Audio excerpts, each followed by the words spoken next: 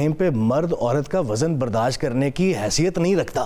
اگر اس کے پاس financial stability ہوگی بھی نا, ظالم بات کیا میں آپ کو بتا رہا ہوں سر, ہے یہ situation, we see it happening in courts every day. میرے منہ سے کچھ نکلنے لگا تھا تو نکاح نہ کرے نا. کل کی تاریخ میں خاتون مجھے بیان کر رہی ہے کہ میں جیسے ہی گھر میں داخل ہوئی تو مجھے سب سے پہلے میرے سسر نے یہ بات کی کہ جو اپنا گولڈ ہے وہ سیف کسٹڈی میں ہمارے پاس رکھوا دو, تمہاری امانت ہے. اور جب اس نے واپس مانگا تو انہوں نے کہا کہ بیٹا وہ تو لاکر میں رکھا ہوا واپس نہیں ملے گا, اینڈ ایونچولی خامد اس کو طلاق بھیج دیتا ہے. اب وہ عدالت کے اندر لڑ گیا کہ جناب میرا گولڈ تو مجھے واپس کروائیں. تو sir we are living in a society جہاں پہ اس میں کوئی شک نہیں ہے کہ آپ ایکسیپشنز کی بات کر رہے ہیں, بٹ حقیقت یہ ہے کہ جو خواتین عدالتوں میں مقدمات لے کر آ رہی ہیں وہ کوئی ایگزیجریشن نہیں ہے.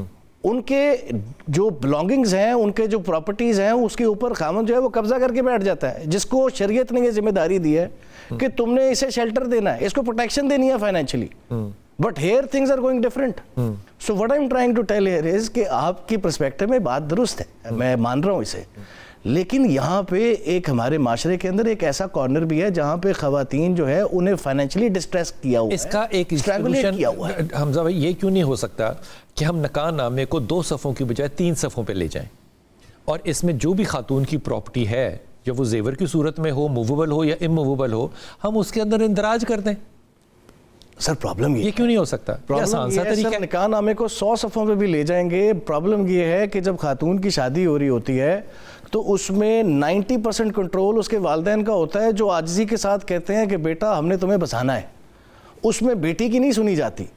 سو ٹیکنیکلی گورنمنٹ یا تو اویئرنیس ریز کرے کہ بھئی آپ جب اپنی بیٹی کی شادی کر رہے ہیں تو شریعت نے آپ کو جو سب سے اسٹرانگسٹ پروٹیکشن دی ہے وہ حق مہر کی دی ہے. یہاں پہ تو حق مہر صرف 5-5 ہزار پہ لکھا ہوا ہے.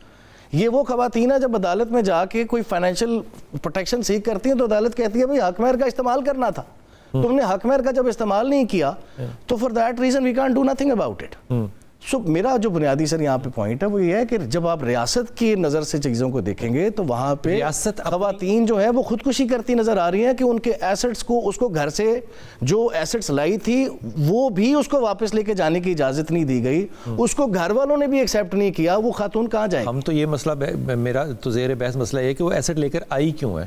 سر ایسٹ تو لے کر کیوں آئی ہے, اس کے اوپر قانون کیوں نہیں ہے؟ کہ جی میرا اس میں ایک اچھی نیت جو میں نے محسوس کی ہے وہ یہ ہوتی ہے والدین کی کہ لڑکے کے اوپر یا اس کے گھر والوں پہ برڈن نہ جائے. نہیں, اچھی نیت ہم اسے دے رہے ہیں, نہ کریں اچھی نیت سر. لیکن جس طرح ون ڈش کے اوپر اچھی نیت نہیں ہے نا, کہ ون ڈش کرنی ہے, ختم ہو گئی بات, 10 بجے کے بعد آپ نے نہیں کرنا, قانون بن گیا نا, تو آپ کے لوگوں کے اوپر ایک بوجھ کم ہوا. قانون بن جائے, جہیز دینا اور لینا دونوں جرم ہے, 7 سال کی سزا ہے, یہ سارے پھڈے ختم ہو جائیں. ایک سوشیولوجسٹ کو عدالت ہائر کر لے اور وہ سوشل سٹڈی کر کے بتا دے کہ جناب یہ قانون یوں بن سکتا ہے, اور اس کو جس طرح کہ آپ نے مسلمان ہونے کو ثبوت کے طور پہ شامل کیا ہے قانون سازی میں, نکاح نامے میں آپ نے طلاق کے حق کو شامل کیا ہے, ویسے ہی آپ اس بات کو بھی شامل کر لیں کہ یہ لینا اور دینا آپ وہاں پہ لکھ کر دیں کہ نہ میں جہیز لوں گا نہ میں جہیز دوں گی, ختم بات ہو گئی. یہ آسان طریقہ کیوں نہیں ہے؟ سر ہماری تربیت میں بہت فرق آ چکا ہے آج کے دور میں.